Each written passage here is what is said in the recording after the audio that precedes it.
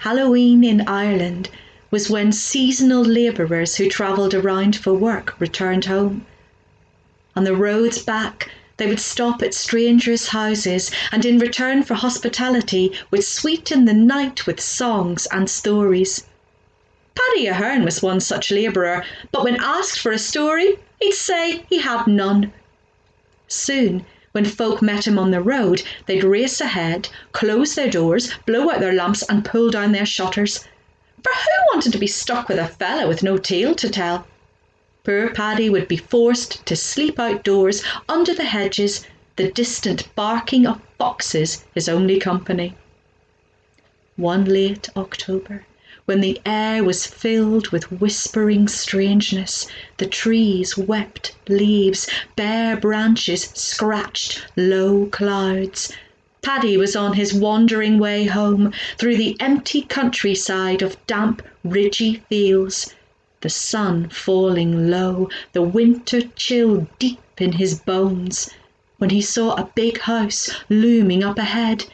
Its door opened, and there was a stranger with a hat pulled down low who said, "Welcome, Paddy Ahern. Take your place at my table." Paddy hadn't a clue how this fella knew his name, but he was too hungry to say anything. They had supper, and then the man said, "Now, Paddy, how about a story?" And Paddy said he had none. The strange man sighed and showed Paddy where to sleep. But not a wink of rest did he get, for the door creaked open, and in crept three wee men dragging a coffin. "Who will carry the coffin?" "Who but Paddy Ahern?" says they. And Paddy, shaking with terror, had to heave the coffin out across the fields till they reached the graveyard with the high wall around it. "Who will carry the coffin over the wall?" "Who but Paddy Ahern?" And Paddy had to haul the coffin up and over the wall, and though he could hardly stand by now, there would be no rest for him. "Who will dig the coffin? Who but Paddy Ahern?" They handed him a shovel, and he started to dig. "Who will open the coffin? Who but Paddy Ahern?"